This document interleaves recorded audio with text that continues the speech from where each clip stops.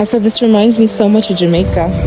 Nobody has a responsibility of telling your story other than you. Besides the storyteller. Which in this case, hey, hi, hey there. Nice to meet you.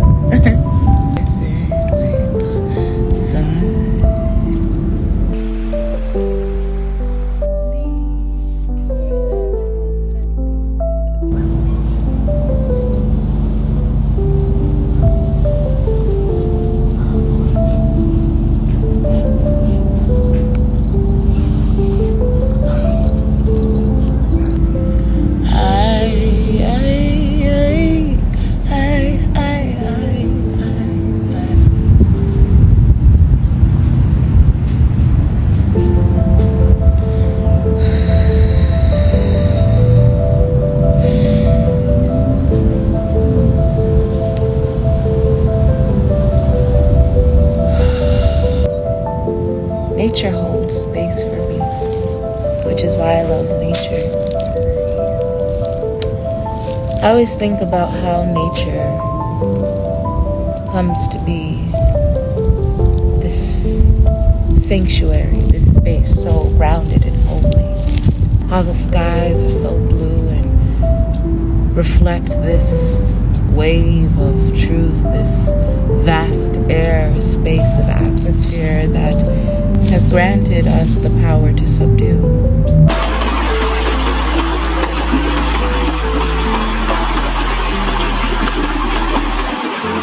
Sprinkle its vessels of sun rays and hues, the colors, dews, and the vast spaces that all of our tears have been subdued, suppressed, if you will, granted the power of will to choose. This is my holy vessel. What no longer serves me must go.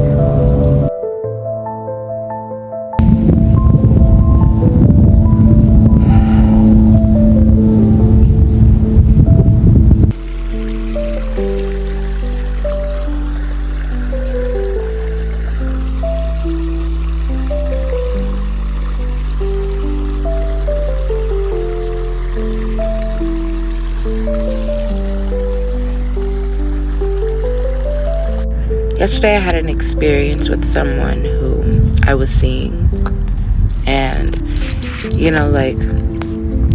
it's just hard sometimes when you know your journey, but others don't know you and your journey, and it reflects in the ways in which they might see themselves, which is why it's like perception is always subjective, right? Because it's like when you see something in your lens, in your perspective, you can't force someone else to see you, right? Unless they have also tapped into layers of themselves that allows them to access levels and depths of perception beyond their own truth. I think I've gotten to a point in my life where I recognize now that I'm okay with letting people go in my life if it means that I don't jeopardize my integrity, or I don't jeopardize my relationship with self that I've built over these years, doing the healing work, doing the shadow work, going in inwardly to maintain my openness, my center of my body, and to maintain the light of my heart without closing up, without creating distrust, and yielding to the discernment. My friend just texted me and said, I deserve kindness today because I work so hard to be where I am, to feel what I feel, and to do what I do. So I do deserve kindness today, and y'all deserve it too.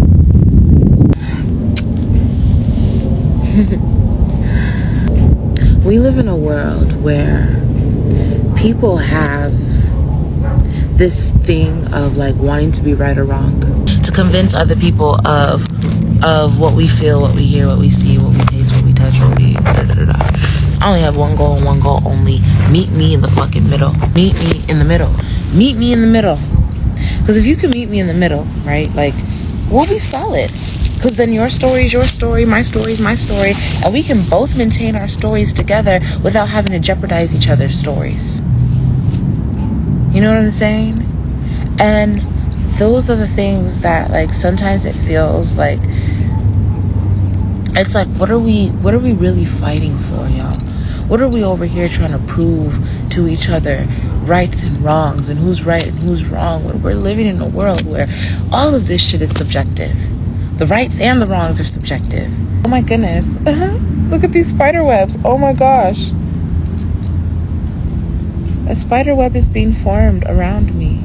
I don't know where the spider is, but, like, literally the spider web is like coming towards me. Maybe it's the wind, maybe it was being blown towards me, but, like, I'm just gonna receive that as divine protection and love and support, and, you know, being a pillar of creation, you know, being a center of creation, like a tree. I find that we're always just trying to prove a point, which is why it's super hard sometimes to have a conversation with people who just want to prove a point. Because I do challenge, and I love to challenge. I love to ask questions. I love to pick people's brains sometimes, right? Just so that because I want to see the perspective that they're seeing, but oftentimes I can't see it unless they give me the ability to see it. But help me understand you, because if it's not in my paradigm, if it's not in my perception, I may not know. So help me. I care less about who's right or wrong. Really, because, you know, I've lived like that my entire life, always thinking that there was a right way to do something, which took me away from my center, which took me away from me actually being present with what I feel and how Oluwafumilola is going to move. Because this is Oluwafumilola, and the way that Oluwafumilola moves is different from how Rebecca moves, or how Sarah moves, or how, you know, David moves, or Chris moves. You know what I'm saying? And this is not to anybody specific. I'm just throwing names out there. Names that just popped up in my head. Okay, so if you're a Rebecca or a Chris or a David or what was the other name that I mentioned? Sarah. Hey, you're doing your thing out there. Keep doing you. Keep being you. And keep doing it the way that Rebecca's gonna do it. Keep doing it the way that Sarah's gonna do it. Keep doing it the way that David's gonna do it. Keep doing it the way that whoever else, Chris, is gonna do it. Because that's you. And in this lifetime, I used to always think that, well, if the people that I aspired to be like are doing it this way, then maybe I have to do it this way too, to get there. But the truth of the matter is, like, nobody's given a manuscript as to how to do something. Nobody's given a manuscript as to how to be something, right? Which is why it's like, we are just as credible as anybody else, right? To be able to not just lean on our own understanding, right? But to be able to, like, understand how the attunement to body is a map for also attuning to the rest of the world. And sometimes I stop myself in my tracks and I have to question myself and think, what do I actually think about this? Is this actually true? These are sometimes breaking the constructs within self, or the system, the belief systems that we have about ourselves. And so again, it's never been a journey about who is right and wrong. And if we lived in a world where people can stop proving to each other that we're right or wrong, then maybe we'd just live in a world that understands how to understand. Our womb speaks.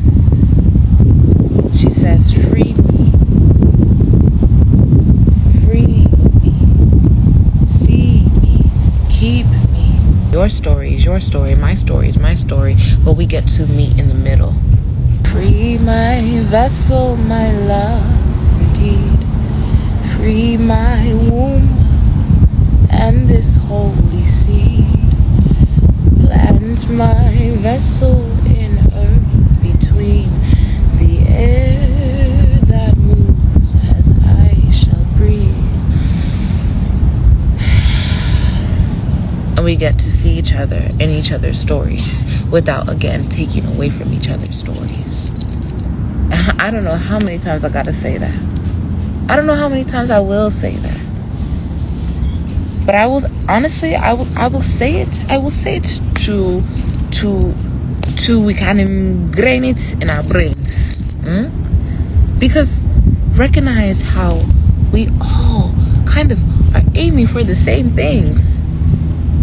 You know? And our world would say like, oh no, but we're different. We have different stories. Thus we're not the same. But it's not the story that should take away from our name. The story is what builds character. The story is what builds novelty. Nowadays, I'm more interested in hearing about what is your story? What story do you have to tell?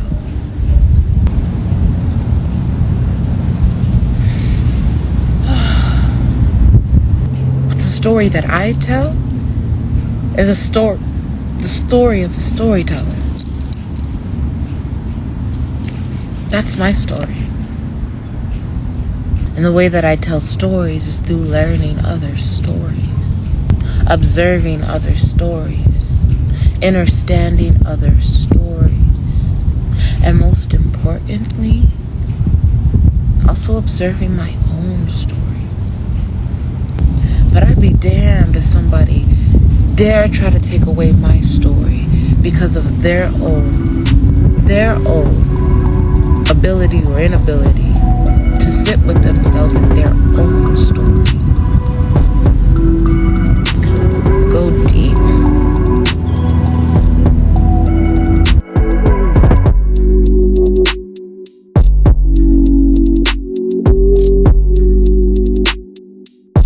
My number one rule is truth, integrity.